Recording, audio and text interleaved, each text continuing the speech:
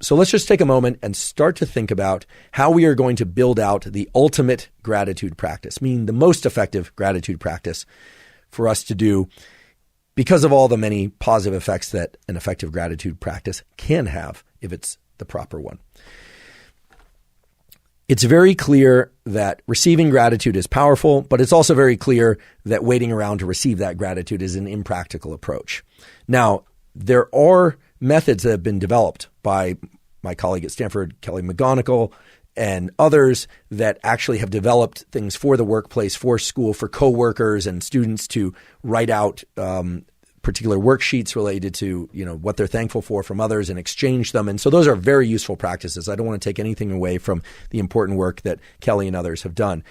But in the absence of having other people to do these practices with, what we know for sure is that there has to be a real experience of somebody else's experience, and that the best way to do that is story.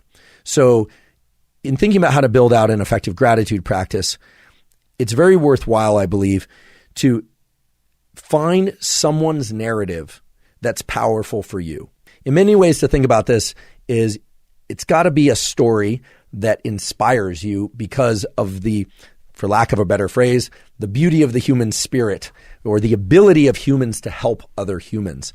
And I find this remarkable because what this really means is that the circuits for gratitude are such that we can exchange gratitude. We can actually observe someone else getting help, someone else giving help, and that observation of our species doing that for one another allows us to experience the feeling of a genuine chemical and neural circuit activation lift, if you will. Very, very different than simply writing out the things that you're thankful for, right? And so how would you do this? Well, people digest story in a number of different ways. People watch movies, people listen to podcasts, people read books. There are a tremendous number of stories out there. It's clear that an effective gratitude practice has to be repeated from time to time. So what I would not suggest is that we build a protocol in which you're constantly foraging for inspirational stories over and over again. Social media and the internet are replete with those. That's not going to be a very potent protocol or tool, because the most potent protocol or tool for gratitude is going to be one that you repeat over and over again. Rather, the most effective protocol or tool is going to be either to think into, and you could write this out if you like, but think into when somebody was thankful for something that you did and really start to think about how you felt in receiving that gratitude, or I should say, imagining or thinking about deeply the emotional experience of somebody else receiving help. Now, what narrative you select is going to be very dependent on you and your taste. It's going to be very dependent on what resonates with you. But again, I want to emphasize that the story that you select does not have to have any semblance to your own life experience. It's just about what happens to move you. And so the way that one could do this, and actually I've started this practice for myself on the basis of the learnings I've had in the last few weeks around preparing for this episode, is to find a story that's particularly meaningful for you, and then to just take some short notes, bullet point notes, about maybe list out, for instance, on just a small sheet of paper, or in your phone, if that's your preference, just list out, for instance, what the struggle was, what the help was, and something about how that impacts you emotionally. Okay, this is something just for you. You don't have to share it with anybody. That kind of shorthand list of bullet point notes serves as your shorthand for getting into this mode that we're calling gratitude, and actually closely mimics a lot of what was done in these various studies. Because even though the studies I've talked about up until now were really focused on what we call acute imaging studies, where someone watched a story or received gratitude while the experiment was done, and then that's it, one and done. There are other studies looking at gratitude in this context over many weeks, up to 6 weeks. And what one observes is that there's so-called neuroplasticity of these circuits. Neuroplasticity is the brain and nervous system's ability to change in response to experience. and that these neural circuits start developing a familiarity with the narrative. So that, for instance, let's say you sit down the first time you've found a story that you find particularly compelling. You've written down a few notes about what that story is, just to remind you. And then you read those out and you think into the richness of that experience, that receiving of gratitude. Or if you prefer, you're doing the protocol where you're thinking about when someone was deeply grateful or was genuinely grateful to you, that you're thinking about that. The neural circuits become activated more easily with each subsequent repeat of the practice. Now, this could be done literally for 1 minute or 2 minutes or 3 minutes. This is not an extensively long practice. And that's another beauty of gratitude practices, is that they have these outsized positive effects on so many aspects of our physiology, but these are very short practices. They're the kind of thing that you can do walking to your car. They're the kind of thing you can just sit down for a minute and set a timer and do, because they are really about changing your state of mind and body. And if you have an experience of receiving gratitude or a story that's very potent for you, it becomes a sort of shortcut into the gratitude network, these prosocial networks, meaning the activation of these circuits becomes almost instantaneous. And that's very different than a lot of other practices out there.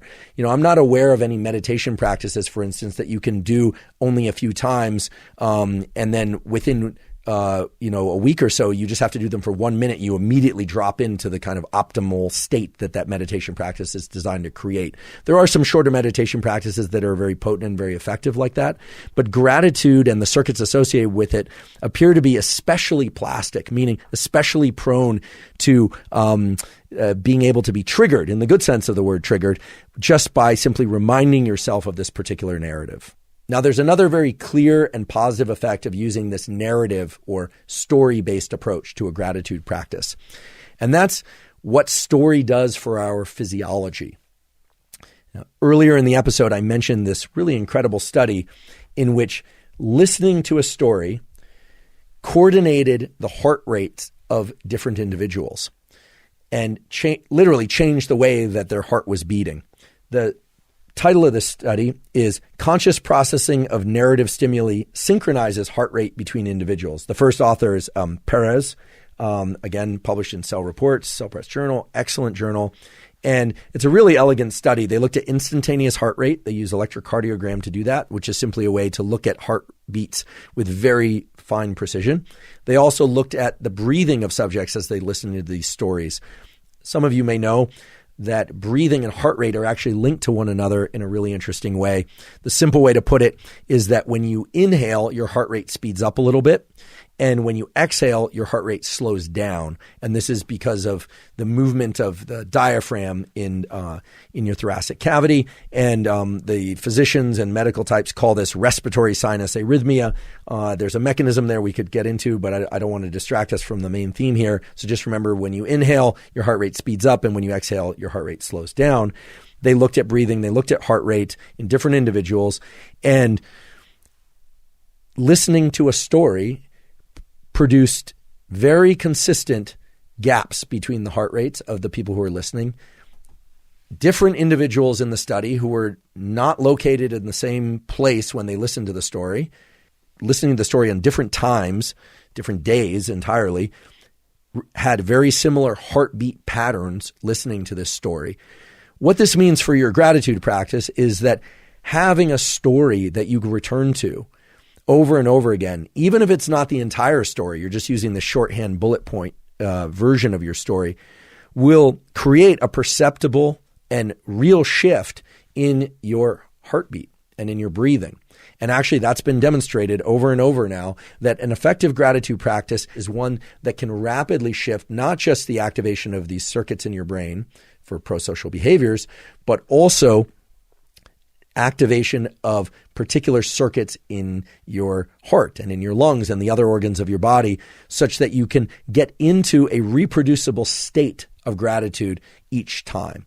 So an important component here is that there be some element of story. Again, you don't have to listen to or read or think about the entire story start to finish in order to extract these benefits, and that it be the same story over and over.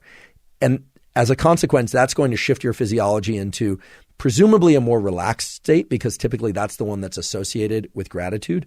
Although Activation of these gratitude circuits has also been shown to create sense of awe or sense of joy. There are a few studies looking at and kind of parsing the difference between gratitude and joy. I was able to find a few studies about that, but in general, the neural circuits that are activated tend to overlap quite a lot with those that create a sense of gratitude. So we don't want to split hairs unnecessarily there. The key thing is that you want to use the same story, even if it's your own experience or somebody else's, and keep coming back to it over and over again. That makes it a very potent tool that you can get a tremendous amount of benefit from with even as short as 60 seconds of practice. Earlier, I talked about how you can't lie to yourself and say, I'm so grateful for this thing that I actually hate. And in a moment, I'm going to tell you about some scientific data that proves the statement I made is true, and that you can't just lie to yourself and derive the benefits of a gratitude practice. The data are also going to point to the fact that if you are giving gratitude, not just receiving it, but giving gratitude, that too has to be genuine. There's a really interesting study published in Scientific Reports, which is a Nature research journal. The title of it is Neural Responses to Intention and Benefit Appraisal Are Critical in Distinguishing Gratitude and Joy. It's a somewhat complicated study, so I'm just going to hit on some of the high points. But basically what they did is they used functional magnetic resonance imaging. So they could look at brain circuitry activation with very high precision. And they had people receiving money in the context of this experiment. And they had some knowledge as to whether or not the money that they were receiving was given to them wholeheartedly or reluctantly. And there were a number of different variables in the study, including how much money was given. So in some cases, it was very little. In other cases, it was modest. In other cases, it was a lot more. And they also varied the extent to which the giver of the money, that they called the benefactor, was doing it wholeheartedly or seemed to be doing it somewhat reluctantly. And they looked at whether or not the sense of gratitude scaled with the amount of money received and or the intention of the benefactor, whether or not the person giving the money was doing it wholeheartedly or reluctantly. And what's remarkable is that while the amount of money given was a strong component in whether or not somebody felt that they had received gratitude, which makes sense. The amount of money is some metric of whether or not somebody feels thanked. The stronger variable, the bigger impact, came from whether or not the person giving the money was giving it with a wholehearted intention and not a reluctant intention. And of course, there was an interaction where the best circumstance, of course, is where the person received a lot of money from somebody who wholeheartedly wanted to give them a lot of money. And they did every derivation of this. But this is important. This tells us many things that extend way beyond gratitude practices, which is that genuine thanks are what count. Okay, we could probably presume that. But receiving genuine thanks is also a strong variable in determining whether or not we experience real gratitude or whether or not it's empty, regardless of the size of a gift. So this constrains our gratitude practices somewhat, but I think in an interesting and important way. You can't make this stuff up. You can't tell yourself that an experience was great or that, I got a lot of money and therefore it justified it, even though, I think that they gave it to me reluctantly, or my boss hates me, but they gave me a raise. That stuff stings for all the right reasons, because there are circuits in our brain and body that are oriented towards these pro-social interactions. And in some sense, what we are looking for as a species, what these circuits want, if you will, is to receive things from people that are giving them wholeheartedly. And that tells us that if we are the giver, that we better be giving wholeheartedly, or we are undermining the sense of gratitude that someone is going to receive from us.